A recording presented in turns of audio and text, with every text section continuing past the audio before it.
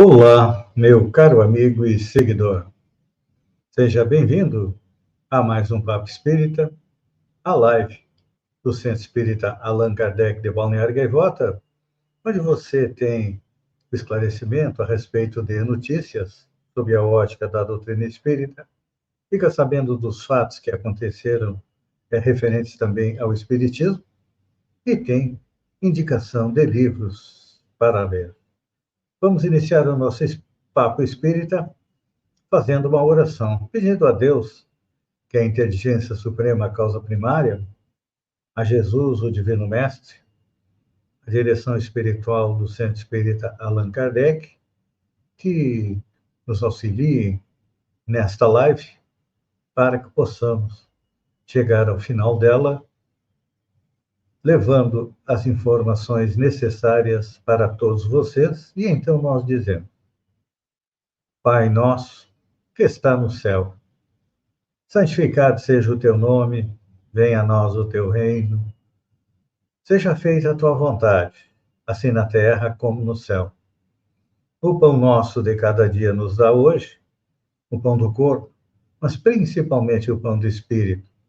Perdoa as nossas dívidas à medida em que perdoamos aqueles que nos devem, e não nos deixa cair na tentação, mas livra-nos do mal, que assim seja.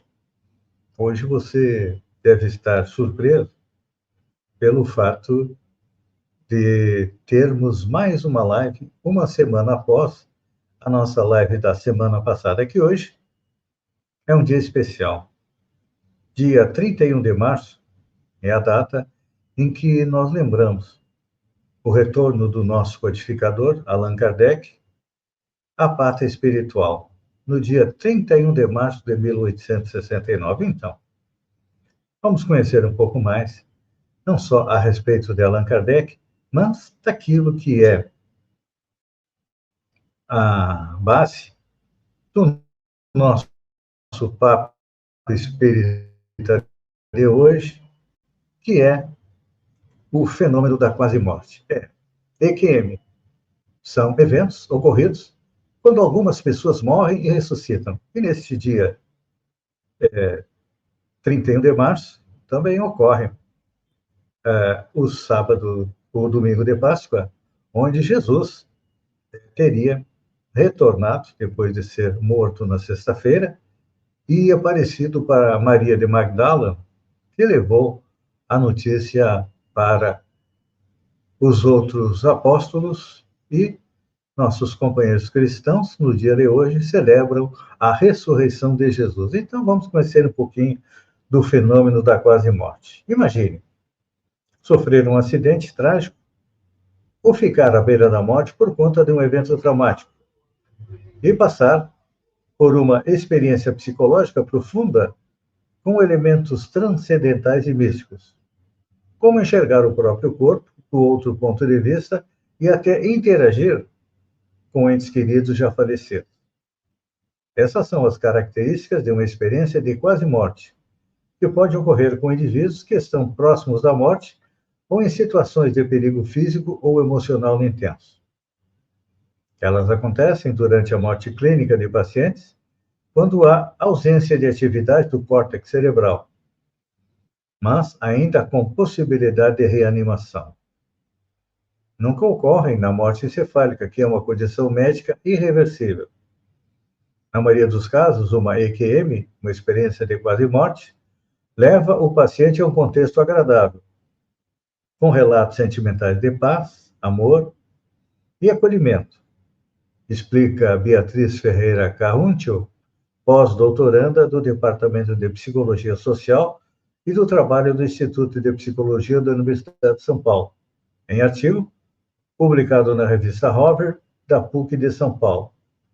Essas são as EQMs agradáveis, mas, no entanto, a neuropsicóloga aponta que, em alguns casos, não é isso que acontece, já que existem as EQMs perturbadoras, quando a maioria dos fenômenos relatados são desagradáveis, causadores de dor, medo e incertezas. Então, vamos conhecer as principais características da experiência de quase-morte. Primeiro, o espírito se vê fora do corpo. Geralmente, os pacientes relatam flutuar e ver o corpo de cima. Há relatos também de atravessar um túnel.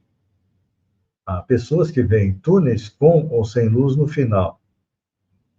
Há também a consciência de estar morto. A noção pode surgir de uma forma intuitiva ou ser deduzida após observar o próprio corpo de cima, aparentemente sem vida. Paz e serenidade são mais comuns nas EQMs agradáveis e geralmente são relatados como os mais intensos. Há também uma revisão da história da vida. A pessoa pode apenas assistir cenas, revivê-las e até vivenciar de um ponto de vista de outra pessoa relacionada com o acontecimento. Também acontece de ver entes queridos já falecidos. Além dos pacientes visitarem familiares já mortos, há relatos de crianças que veem parentes falecidos há anos e depois os identificam pelas fotos antigas. Acontece também de visitar outros planos. Os relatos variam entre lugares de grande beleza, jardins, cidade de luz, ou locais desertos e pantanosos. E as consequências psicológicas da EQM são perturbadoras. Estudo conduzido pela Beatriz Carruntio conclui que os pacientes que passam pela EQM perturbadora podem ter consequências psicológicas que rompem com as certezas existenciais e alteram de forma significativa o fluxo da vida que chamam normal. Então, nós separamos essa notícia sobre o estudo da quase-morte para lembrar que Allan Kardec foi além da morte. Ele estudou o que existe além da morte. No dia de 19 de abril, agora, vai fazer 167 anos que Allan Kardec escrevia. Disse frequentemente, falando da vida espiritual, que não se sabe o que lá se passa porque pessoa alguma dela retornou. É um erro, uma vez que são precisamente os que lá se encontram que vêm dela nos instruir. E Deus o permite. Hoje, mais do que em nenhuma outra época, como última advertência dada à incredulidade e ao materialismo. Segundo Allan Kardec, os espíritos de ordem elevada foram, obviamente, os espíritos de homens e mulheres que um dia habitaram a Terra, porquanto, mortos que retornaram para falar da continuidade da vida após a extinção do corpo material e designados para trazer à Terra a doutrina espírita, para ajudar a humanidade a se compreender e também a evoluir. Então, hoje, os nossos cientistas pesquisam a experiência da quase-morte. E Allan Kardec foi além da morte para nos legar a doutrina espírita, que ele sintetiza, que ele define como sendo a ciência que estuda a origem, o destino dos espíritos, bem como suas relações com o mundo corporal. O espiritismo tem um tríplice aspecto. É ciência, porque investiga o mundo espiritual, é filosofia, porque a partir dessa investigação nos traz explicações como de onde viemos, para onde vamos, por que nós sofremos. E a religião, no sentido diferente das demais religiões, porque nos apresenta de uma forma clara os ensinamentos do Cristo, que veio ao planeta para nos mostrar o que fazer para chegar à tão sonhada felicidade. Jesus veio ao planeta para nos esclarecer que a lei de amor que rege todo o universo, rege todo o cosmos e rege todos os planetas habitados. A Terra, quando Jesus aqui esteve, era um mundo primitivo. E Jesus plantou a semente que, na época certa, iria germinar. E, para tanto, ele disse que, quando nós tivéssemos condições de compreender melhor aquilo que ele disse, que o meu reino não é deste mundo, Foi o que ele respondeu a Pilatos, quando Pilatos questionou se ele era rei. Então, para nos esclarecer a respeito do seu reino, passaram-se 2000 anos, e então, Allan Kardec, pesquisando, perguntando nas mesas mediúnicas, nas mesas gerantes, que era a coqueluche naquela época, não só na França, mas no mundo todo, que era a maneira como os espíritos encontraram de chamar a nossa atenção para a vida além da vida. Então, de 1855 até 1869, Kardec pesquisou e nos trouxe os livros da codificação. É importante a gente lembrar que o primeiro livro, lançado por Allan Kardec, foi o Livro dos Espíritos, em 1857. Em 1861, ele traz o Livro dos Médiuns. Em 1864, o Evangelho segundo o Espiritismo. O Céu e o Inferno, em 1865, e a Gênese, em 1868. Então, com estes 5 livros editados por Allan Kardec, nós conseguimos ter uma visão um pouco mais clara da vida que nos aguarda após a morte. Porque muitas pessoas acreditam que a morte é o fim. Morreu, acabou. Mas não é assim. O homem sempre teve a consciência de que a vida continuava após a morte. Quando a gente analisa aquelas pinturas rupestres nas cavernas, lá nós vimos o homem ser enterrado com seus pertences. Por que ele era enterrado com seus pertences? Porque, com certeza, iria precisar no além. E esse sentimento sempre esteve em nós, até que chegou o momento, em 1857, no final do século, na segunda metade do século XIX, quando a humanidade estava pronta para receber estas explicações. Mas é importante, já que hoje é dia de homenagem a Allan Kardec, vamos conhecer um pouco de Allan Kardec. Não era o seu nome de batismo.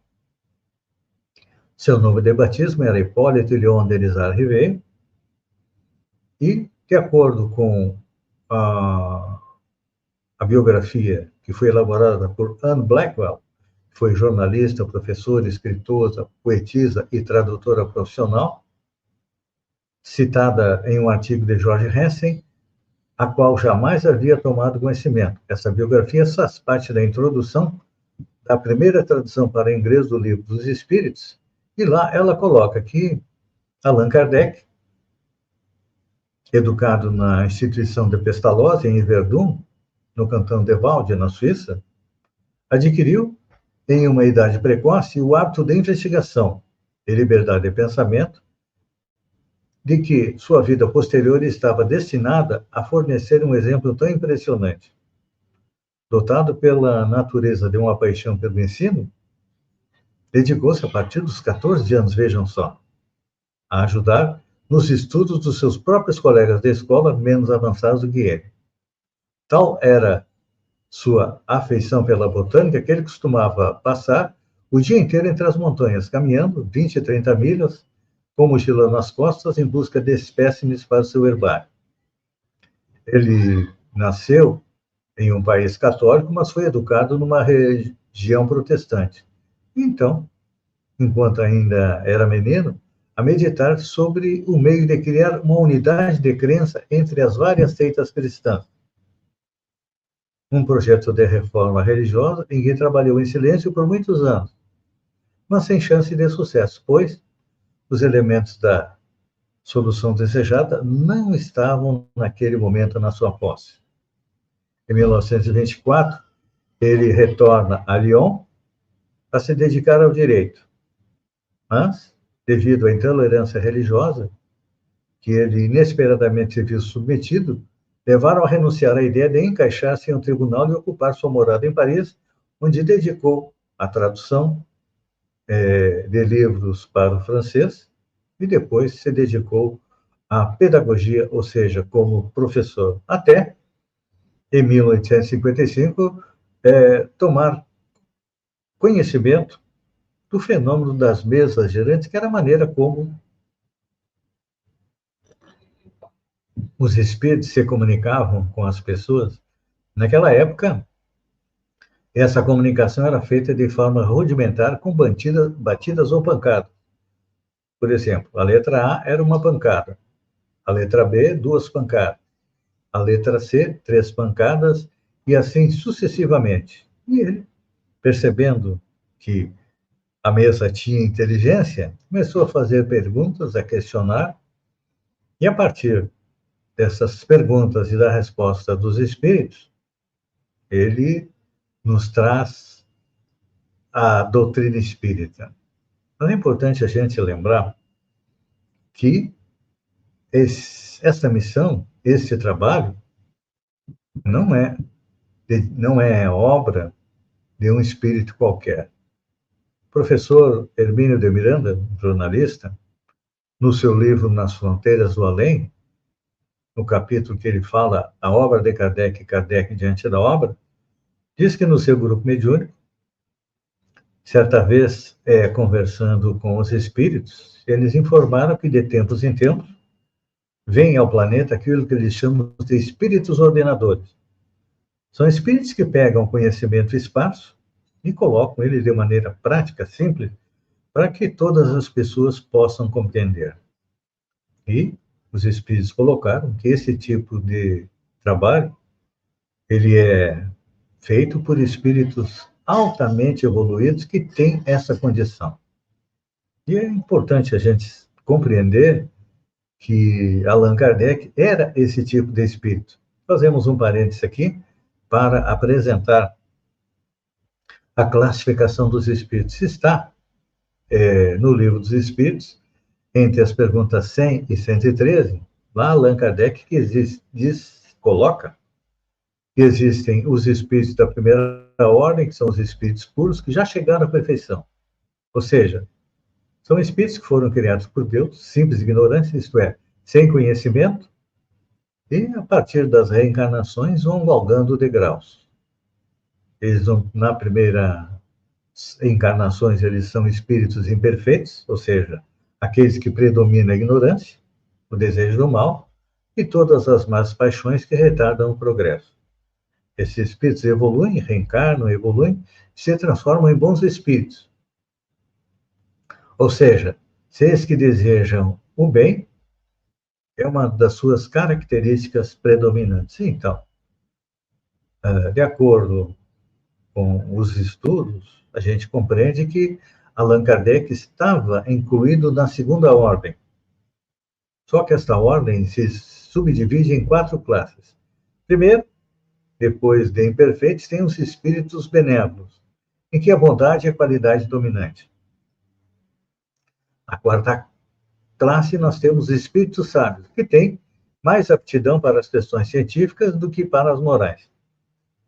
A terceira classe, nós temos os espíritos prudentes ou de sabedoria, que apresentam elevadas qualidades morais e capacidade intelectual, que lhe permite analisar com precisão os homens e as coisas. E, finalmente, nós temos a segunda classe, que são os espíritos superiores. São espíritos que reúnem ciência, sabedoria, bondade e buscam comunicar-se com os que aspiram à verdade. Os espíritos superiores encarnam na Terra apenas em missão de progresso e caracterizam-se pelo tipo de perfeição que nós podemos aspirar nesse mundo. Então, quando a gente analisa a vida de Allan Kardec, todo o trabalho gigantesco que ele fez, só podemos chegar à conclusão que Allan Kardec era um espírito superior, que foi destinado por Jesus a nos trazer a doutrina espírita, que vai ser a luz que vai iluminar a nossa passagem de mundo de provas de expiação para mundo de regeneração.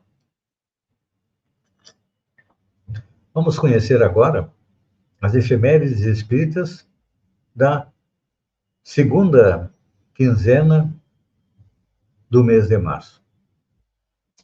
No dia 23 de março de 1857, nasce Gabriel Delany, o cientista da codificação espírita. A Federação Espírita Brasileira publica seus livros intitulados A Alma Imortal, Espiritismo perante a Ciência, A Evolução Anímica, O Fenômeno Espírita e a Reencarnação. Gabriel Delane, junto com Leon Denis e muitos outros, foram aqueles que foram os continuadores da obra de Allan Kardec. Porque Allan Kardec, quando codifica a doutrina espírita para nós, ele nos traz simplesmente o esqueleto do espiritismo. E à medida que o tempo vai passando, mais informações vêm chegando e a gente vai compreendendo um pouco melhor o espiritismo. Então, ainda no dia 23 de março, só que de 1876, é fundada a Sociedade de Estudos Espíritas Deus, Cristo e Caridade, sob inspiração de Ismael, guia espiritual do Brasil. No dia 24 de 13 de 1881, surge o jornal União e Crença, publicado em Areias, São Paulo. É importante a gente compreender que a doutrina espírita foi divulgada principalmente através da mídia e também de livros. Hoje, é claro, como nós temos as telecomunicações, novos meios de comunicação, é mais fácil de divulgar e compreender a doutrina espírita. No dia 25 de 13 de 1856, Allan Kardec toma conhecimento, através de uma comunicação mediúnica, da existência do Espírito à Verdade, que seria o Espírito coordenador de todo o seu trabalho para o Espiritismo. Muitos outros espíritos auxiliaram Allan Kardec, mas o Espírito denominado à Verdade era o coordenador desse trabalho. Em 25 de 3 de 1939, desencarna José Pitiniga, fundador da União Espírita da Bahia.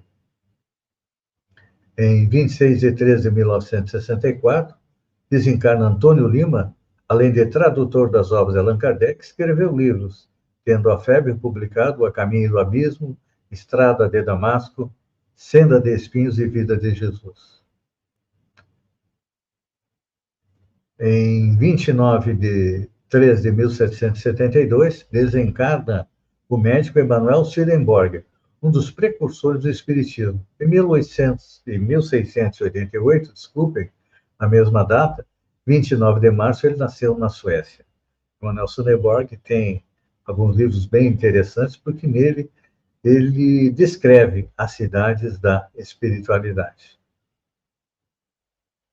Em 31 de março de 1848, inicia aquilo que eu chamo de invasão organizada dos espíritos a partir do contato, da comunicação entre as meninas Fox com o espírito do mascate Charles Rasma, que chamou a atenção dos Estados Unidos e, a partir dali, a comunicação com os espíritos se alastrou pelo planeta como um todo. Então, 21 anos depois,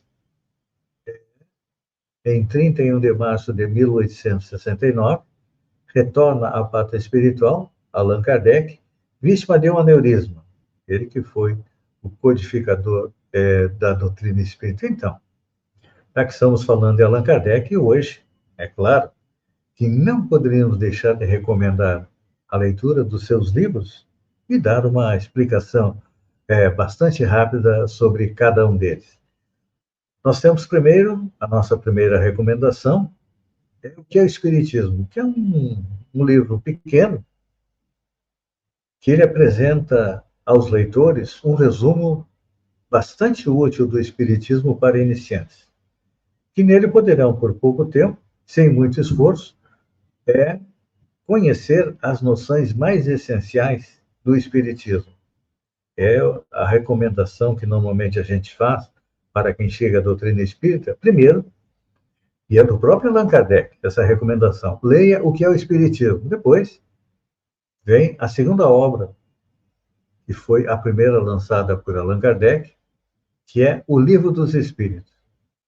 O Livro dos Espíritos trata da parte filosófica, cuja primeira edição foi publicada no dia 18 de abril de 1857. Ele contém os princípios da doutrina sobre a existência de Deus, a explicação sobre Deus, um novo conceito sobre Deus. Allan Kardec coloca no primeiro capítulo, na pergunta número 1, ele pergunta o que é Deus? E os espíritos respondem que Deus é a inteligência suprema, causa primária de todas as coisas. Ou seja, com essa pergunta ele tira de Deus a feição humana, transforma em causa. E depois nos esclarece a respeito sobre a existência e a imortalidade do espírito, a natureza dos espíritos, as suas relações com os homens. Na terceira parte, ele nos traz as leis morais, que são os pilares do universo.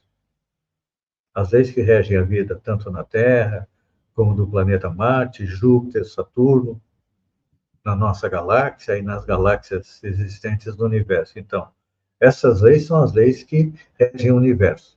E nos fala também da vida futura, do porvir da humanidade. Segundo, esse livro foi psicografado através dos espíritos superiores por diversos médiuns e foi reunido e organizado por Allan Kardec. Nós temos o segundo livro lançado por Allan Kardec, que é o Livro dos Médiuns, ou o Guia dos Médiuns e Evocadores.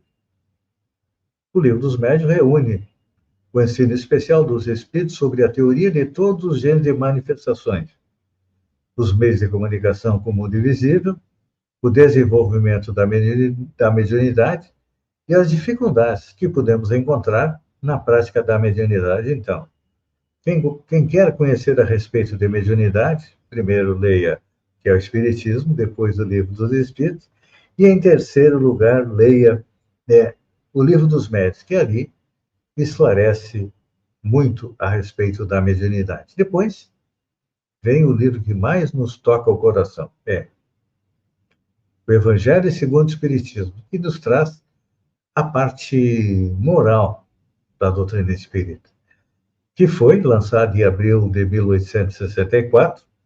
Neste ano, o Evangelho segundo o Espiritismo completa 160 anos e vai ser tema do nosso mês de aniversário do Centro Espírita Allan Kardec.